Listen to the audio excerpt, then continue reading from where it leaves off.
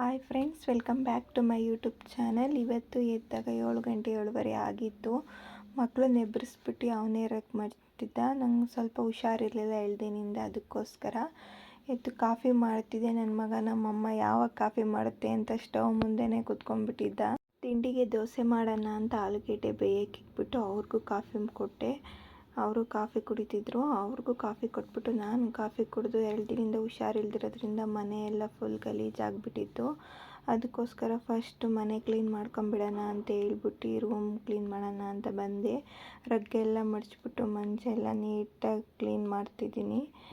ನೋಡಿ, ಹುಷಾರಿಲ್ಲ ಅಂದರೆ ಎಷ್ಟು ಮನೆ ಅಂಡುಬಿಟ್ಟಿದ್ದಾರೆ ಅಂದರೆ 2 ದಿನದಿಂದ ನಾನು ಎದ್ದೇ ಇಲ್ಲ. ಇವತ್ತೆಲ್ಲ ಫುಲ್ ಮನೆ ಕ್ಲೀನ್ ಮಾಡೋದೇ ಆಗುತ್ತೆ. ಅದಕ್ಕೋಸ್ಕರ ಸ್ಕೂಲಿಗೆ ಬೇರೆ ಕಳಿಸ್ಬೇಕಲ್ಲ, ಸುಮಾರಾಗಿ ಮನೆ ಕ್ಲೀನ್ ಮಾಡ್ಕೊಳ್ಳೋಣ, ಅವ್ರಿಗೆ ಕಳ್ಸಾದ್ಮೇಲೆ ಕೆಲಸ ಮಾಡ್ಕೊಳ್ಳೋಣ ಅಂತ ಹೇಳ್ಬಿಟ್ಟು ಬಟ್ಟೆ ಎಲ್ಲ ಒಗ್ಯಕ್ಕೆ ಹಾಕ್ಬಿಟ್ಟು ಶೆಲ್ಫೆಲ್ಲ ಕ್ಲೀನ್ ಮಾಡ್ಕೊತಿದ್ದೆ. ಒಂದು ಸ್ವಲ್ಪ ಅಡುಗೆ ಮನೆಯೂ ಕ್ಲೀನ್ ಮಾಡೋದಿತ್ತು. ಅದಕ್ಕೋಸ್ಕರ ಅಡುಗೆ ಮನೆ ಎಲ್ಲ ಕ್ಲೀನ್ ಮಾಡ್ಕೊಂಡು ಹಣ್ಣುಗಳೆಲ್ಲ ಇದ್ದು ಅವನ್ನೆಲ್ಲ ಎತ್ತಿಟ್ಬಿಟ್ಟು ಒಂದು ಸ್ವಲ್ಪ ಬಟ್ಟೆಗಳಿತ್ತು ಒಗ್ಯಕ್ಕೆ ಹಾಕೋಣ ಅಂತ ಹೇಳ್ಬಿಟ್ಟು ಬಟ್ಟೆಗಳೆಲ್ಲ ಎತ್ತಿಟ್ಟು ಒಗ್ಯಕ್ಕೆ ಹಾಕ್ತಿದ್ದೆ.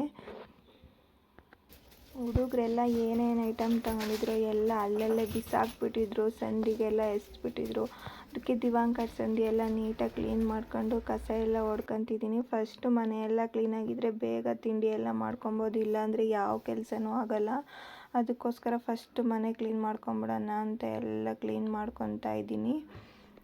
ನೋಡಿ, ಇವಾಗ ಮನೆಯೆಲ್ಲ ಕ್ಲೀನ್ ಮಾಡಿದ್ದಾಯಿತು. ಇವಾಗ ತಿಂಡಿ ಮಾಡೋಣ ಅಂತ ಆಲೂಗೆಡ್ಡೆ ಬೇಯಕ್ಕಿಟ್ಟಿದ್ನಲ್ಲ, ಅದು ಬೆಂದಿತ್ತು. ಹಂಗೆ ಒಂದು ಸಲ ಸುಟ್ಟಿತ್ತಲ್ಲ, ಅದಕ್ಕೋಸ್ಕರ ಒಂದು ಸ್ವಲ್ಪ ತಣ್ಣೀರು ಹಾಕ್ಕೊಂಡು ಆಲೂಗೆಡ್ಡೆ ಎಲ್ಲ ನೀಟಾಗಿ ಸಿಪ್ಪೆ ತೊಳೆದಿಕ್ಕೊಂಬಿಟ್ಟು ಬೇಗ ಆಗೋ ಥರ ಏನಾದರೂ ಮಾಡೋಣ ಅಂತ ಹೇಳ್ಬಿಟ್ಟು ಇವಾಗ ನಾನು ರವೆ ದೋಸೆ ಮಾಡೋಣ ಅಂತ ಹೇಳ್ಬಿಟ್ಟು, ಉಪ್ಪಿಟ್ಟು ಮಾಡಿದ್ರೆ ಅಷ್ಟಾಗಿ ತಿನ್ನಲ್ಲ ಮಕ್ಕಳು. ಅದಕ್ಕೋಸ್ಕರ ರವೆನೂ ಅವಲಕ್ಕಿನೂ ಬಳಸಿ ದೋಸೆ ಮಾಡೋಣ ಅಂತ ಹೇಳ್ಬಿಟ್ಟು ಅವಲಕ್ಕಿ ಒಂದು ಸ್ವಲ್ಪ ಗಲೀಜೆಲ್ಲ ಇತ್ತಲ್ಲ, 1-2 ಸಲ ವಾಶ್ ಮಾಡಿಕೊಂಡು ಅವಲಕ್ಕಿ ಎಲ್ಲ ನೀಟಾಗಿ ತೊಳ್ಕೊಂಡು 1-2 ನಿಮಿಷ ನೆನೆಸ್ಬಿಟ್ಟು, ಹಂಗೆ ರವೆನೂ 1-2 ಸಲ ತೊಳ್ಕೊಂಬಿಟ್ಟು ಅದನ್ನು ನೀಟಾಗಿ ಒಂದು ಜಾರಿಗೆ ಹಾಕ್ಕೊಂಡು ರವೆ ಮತ್ತು ಅವಲಕ್ಕಿನ ಒಂದು ಜಾರಿಗೆ ಹಾಕೊಂಬಿಟ್ಟು ಸಣ್ಣಗೆ ರುಬ್ಕೊಂಡು ಈ ಥರ ದೋಸೆ ಮಾಡಿದ್ರೆ ಇಷ್ಟಪಟ್ಟು ತಿಂತಾರೆ. ಉಪ್ಪಿಟ್ಟು ತಿನ್ನಲ್ಲ. ಅದಕ್ಕೋಸ್ಕರ ದೋಸೆಗೆಲ್ಲ ಬ್ಯಾಟರೆಲ್ಲ ರೆಡಿ ಮಾಡಿಕೊಂಡು ನಾನಿಲ್ಲಿ ಆಲೂಗೆಡ್ಡೆ ಪಲ್ಯಕ್ಕೆ ಈರುಳ್ಳಿ ಮತ್ತು ಮೆಣಸಿನ್ಕಾಯಿನೆಲ್ಲ ನೀಟಾಗಿ ಸಣ್ಣಗೆ ಹೆಚ್ಕೊತಾ ಇದ್ದೀನಿ.